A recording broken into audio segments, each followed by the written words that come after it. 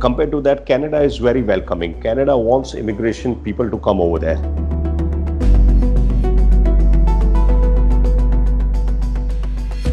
Portugal is one of the favored destination because Portugal का residency मिलना बहुत आसान है। ग्लोबल इमिग्रेशन कोई नया ट्रेंड नहीं है, लेकिन इस वक्त कोरोना काल में ये ट्रेंड बिल्कुल रुका हुआ है क्योंकि फ्लाइट्स का आना जाना बंद है। लेकिन भारत का ट्रेंड क्या था? भारत का ट्रेंड ये था कि हर साल विदेश जाने वालों की तादाद बड़े पैमाने पर बढ़ रही थी और पिछले वर्षों में ये रफ्तार बहुत ज्यादा तेज हो गई थी। अब चूंकि कोरोना है इस वक्त तो लोग नहीं जा रहे, लेकिन एक अंदाज लगाना चाहिए कि क्या लोग जाना चाहते हैं। अगर वो जाना चाहते हैं तो कहाँ जाना चाहते हैं, क्यों जाना चाहते हैं, इसके बारे में हम बात करने के लिए आज हमने आमंत्रित किया है परेश कारिया को, जो इमिग्रेशन एडवाइजर हैं और वो अपनी मुंबई में एक कंपनी चलाते हैं जिसका नाम है एक्वेस्ट एडवाइजर्स। और उनकी नज़र रहती है कि किस तरह का इमिग्रेशन, किस तरह का माइग्रेशन चल रहा है दुनिया में देशों के बीच। परेश जी, आपने हमारे लिए वक्त निकाला, बहुत शुक्रिया। पहला सवाल तो यही है कि अभी तो रुका हुआ है, लेकिन जब खुलेगा तो लोग आपसे किस तरह की सलाह मांग रहे हैं, क्या पूछते हैं जो बाहर जाना चाहते हैं? राइट। तो संजय जी, ऐसी बात है ना, जैसे आपने सही कहा कि अभी थोड़ा स्लो डाउन हुआ है, लेकिन इंक्वायरीज बढ़ रही है, तो लोग अभी जाना नहीं चाहते हैं। लेकिन जो ट्रेंड बन रहा है कि एक बार ये खुल जाएगा तभी ये लास्ट टाइम से ज़्यादा लोग अभी इंक्वायरी कर रहे हैं और जाने की तैयारी कर रहे हैं। तो इसके कारण ये है कि पीपल आर लुकिंग एट ये देखने के बाद लोगों को ऑप्शन चाहिए कि आगे चल के जहाँ पे अच्छा हेल्थ केयर अवेलेबल हो वैसी कोई कंट्री में जाए। काफ़ी लोग हैं जो सोच रहे हैं कि they are likely to lose their jobs और they are likely to the business is going to shut down, तो एक रीसेट मूड में है। तो दे आर थिंकिंग दैट अगर ये रीसेट में है तो why not start a new life in a new country. जो उनका प्लान था कि हम आगे चल के फ्यूचर में जाएंगे, वो इन्होंने प्रीपोन कर दिया है अभी कि अभी ही जाएंगे। So most of the people who are asking us, who are coming to us, वो यही पूछ रहे हैं कि वहाँ पे हेल्थ केयर की फैसिलिटी क्या है, एजुकेशन की फैसिलिटी क्या है, क्या बिजनेस कर सकते हैं। सबसे ज़्यादा लोग हम बिजनेस माइग्रेशन में ज़्यादा स्पेशलाइज करते हैं, तो लोग यही आके पूछते हैं कि हम किस तरह का बिजनेस कर सकते हैं, बिजनेस सिचुएशन क्या है। तो this kind of questions is what we are getting right now. और किन देशों में जाने के लिए ज़्यादा लोग उतावले हैं? राइट। देखिए Sanjay ji, when it comes to India से लोग ज़्यादा करके इंग्लिश स्पीकिंग कंट्री में ही जाना प्रेफर करते हैं। और till last year US was the most preferred destination, but like we know अभी यूएस में कंडीशंस थोड़े स्टिफ हो गए हैं। जैसे कि EB-5 प्रोग्राम था जहाँ पे आपको इन्वेस्ट करके ग्रीन कार्ड मिलता था, वहाँ पे $5 लाख से $9 लाख इन्वेस्टमेंट हो गया है।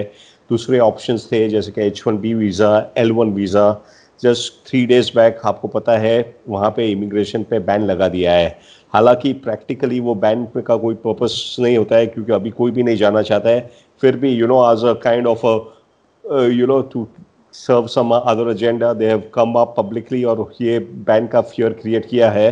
सो आजकल के ज़्यादा करके लोग जो बाहर देख रहे हैं, they are looking at Canada, UK, Australia and New Zealand. So these are the countries which are most popular.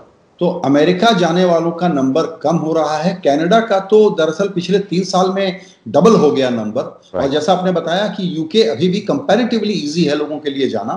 इस पर थोड़ा और डिटेल हम आपसे समझना चाहेंगे, लेकिन पहले अमेरिका वाला किस्सा खत्म करते हैं। वहां पर लोगों ने सख्ती की, यानी कि जो रिजेक्शन रेट था H-1B वीजा का वो कभी 3% होता था, बढ़कर के 12% हो गया। पेंडेंसी इंडियन एप्लीकेशंस की करीबन 75% वहां पर रहती है।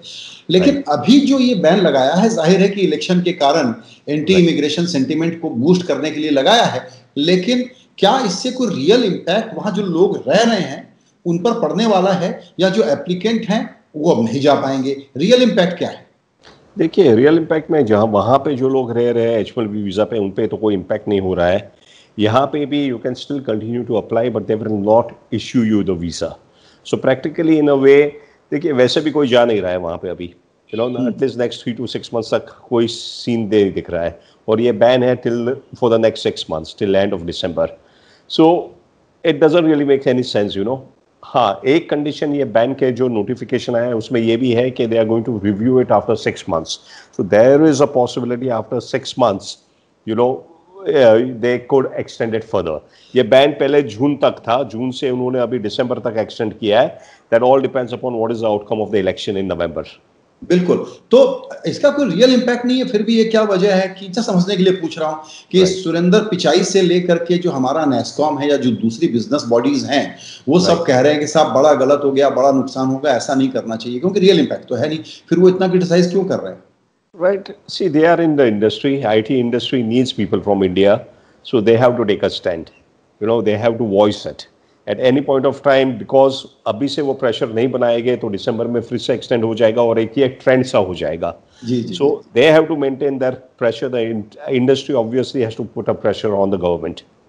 तो चूंकि ज्यादा लोग इंग्लिश स्पीकिंग वेस्टर्न कंट्रीज में जाना चाहते हैं और अब अमेरिका का ट्रेंड कम हो रहा है, अगर कनाडा का बढ़ रहा है, तो Right. कनाडा में क्या अट्रैक्ट करता है लोगों को और वहां का वीजा मिलना कितना आसान है?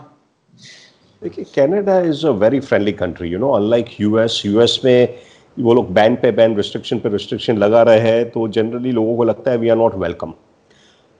Right? Compared to that, Canada is very welcoming. Canada wants immigration people to come over there. ये उनके अंदर कनाडा का खुद का इंटरेस्ट भी है because Canada is a very large country. वहाँ का पॉपुलेशन बहुत कम है. कनाडा का पॉपुलेशन है करीबन 38 क्रोर्स.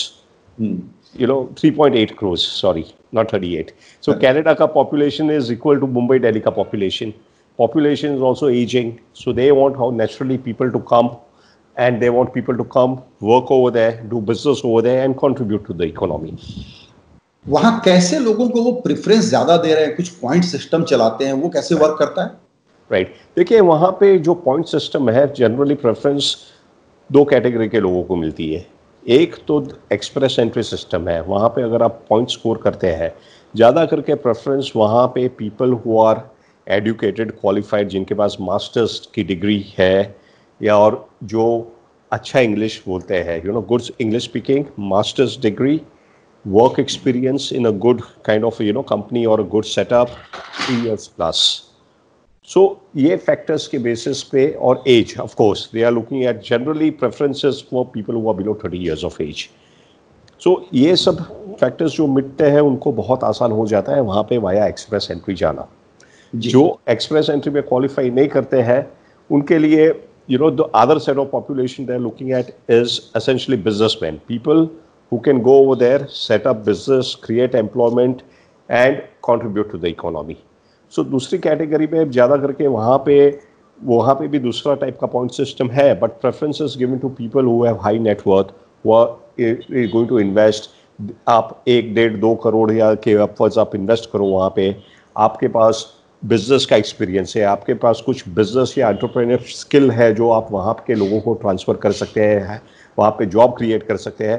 तो ये कैटेगरी में जो बिजनेस इमिग्रेशन वीज़ा या एंटरप्रेन्योर स्ट्रीम होती है which is run by the various provinces over there, ये एक दूसरी कैटेगरी है. The third category in Canada which is now becoming very popular is a startup visa. A startup visa is a new concept, not only in Canada but many other countries are trying to implement it. Canada के पास ये काफ़ी time से है. तो यहाँ पे they are actually trying to attract talent.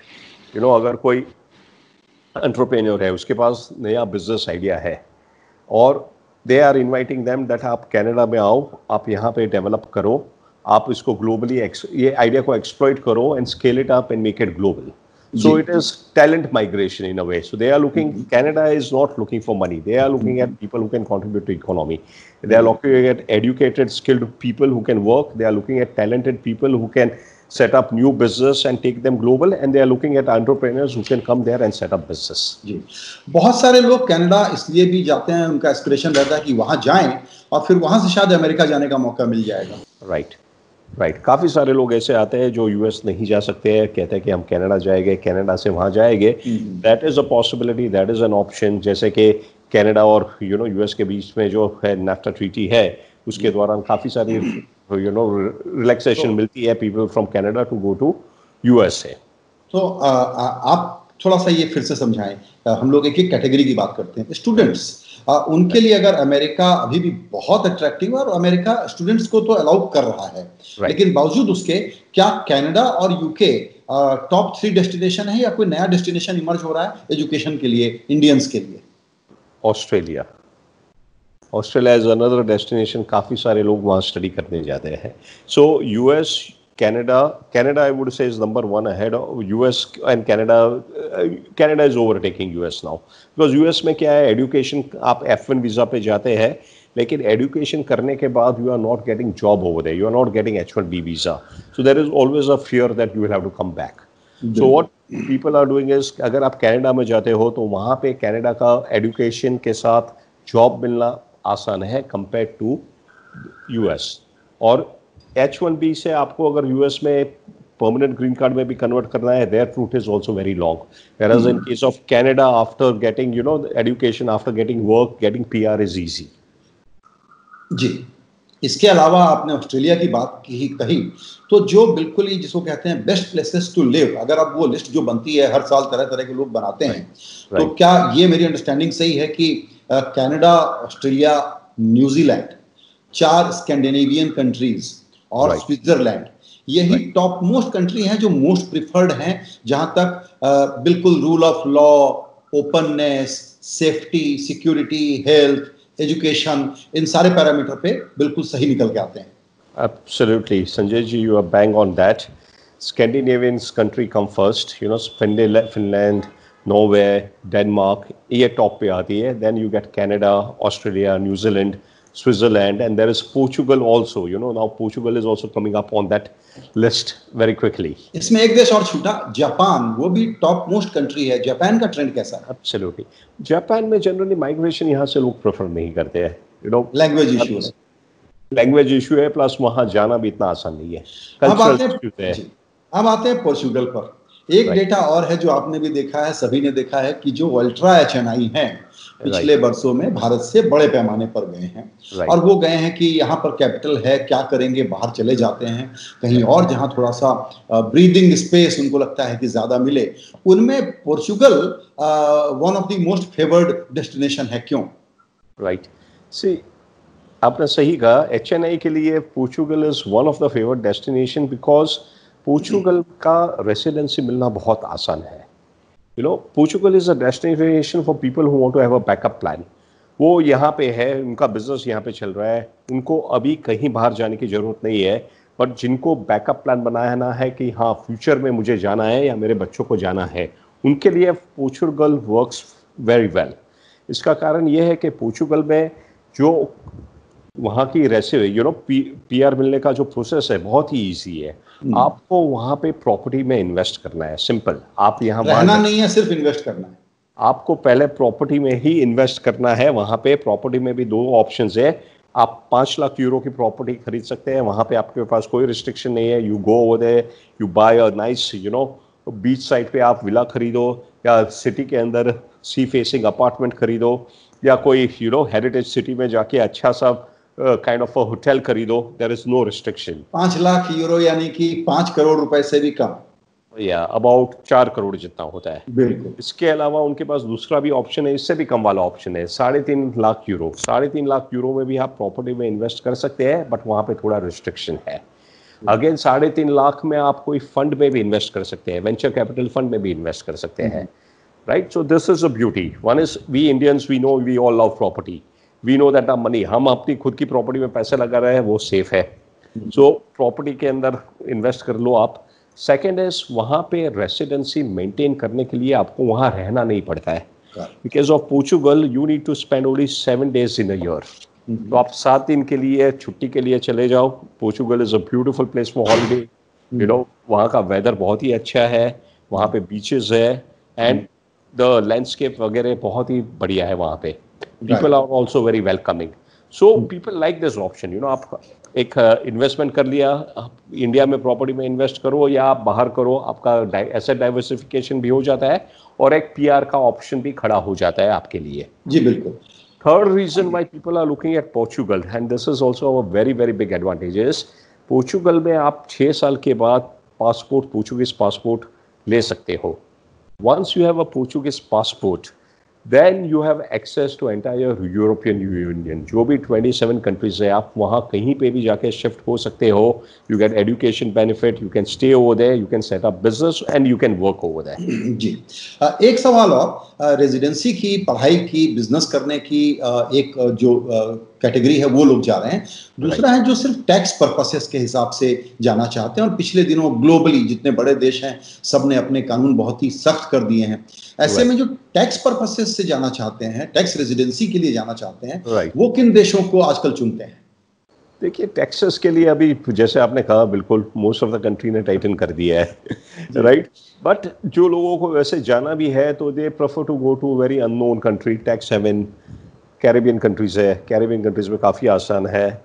But मेरे हिसाब से जो टैक्स का है वो अभी चार्म बहुत कम हो गया है, बहुत कम हो गया, right. The reason why people prefer Caribbean and other countries is because of the accessibility. ये एक ट्रेंड आ गया है, बिकॉज अगर आपके पास वहाँ का पासपोर्ट है then you can travel visa free to a number of countries. तो जिनको ग्लोबल मोबिलिटी चाहिए, जिनको चाहिए कि मुझे वीज़ा के लिए वेट नहीं करना है, यूरोप में ट्रैवल करना है, यहाँ वहाँ जहाँ पे भी ट्रैवल करना है फ्रीली ट्रैवल कर सकूँ मैं, मुझे रिस्ट्रिक्शंस नहीं चाहिए, तो वो लोग ऐसे पासपोर्ट्स पे इन्वेस्ट करते हैं। सिंगापुर अभी भी अट्रैक्टिव है फॉर ऑल पर्पसेस, या बहुत बड़ा वॉल्यूम नहीं है सिंगापुर का इंडिया से? सिंगापुर में ज़्यादा करके बड़ा वॉल्यूम नहीं है, और वहाँ पे इतना जाना भी आसान नहीं है। The conditions are pretty stiff over there. Right. अभी हमने बात की है ये जो middle class, upper middle class, उन लोगों की जहाँ पर की विजिबिलिटी बहुत ज़्यादा है लेकिन नंबर फिर भी कोई बहुत बड़ा नहीं है, कुछ लाख के नंबर होते हैं। लेकिन जो बहुत बड़ा नंबर है, मिलियन वाला, वो होता है हमारा गल्फ वाला, वॉल्यूम वहाँ पर बड़ा है। गल्फ के बारे में क्या ट्रेंड है, अगर मैं आपसे ये जानना चाहूँ तो?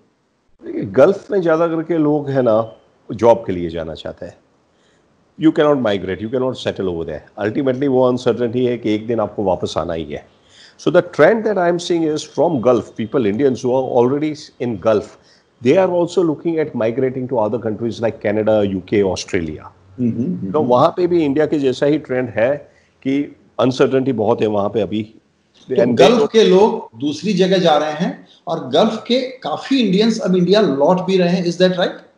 यस, गल्फ से काफ़ी लोग बिकॉज ऑफ जॉब अनसर्टेनिटी है वहाँ पे। जैसे हमने देखा है ज़्यादा करके लोग जो हम देख रहे हैं दुबई या सऊदी अरेबिया में है। दुबई में आपको पता है सिचुएशन क्या है, तो काफ़ी सारे लोग दुबई से यहाँ लौट रहे हैं। सऊदी से भी काफ़ी सारे लोग इंडिया में वापस आ रहे हैं because of the job uncertainty.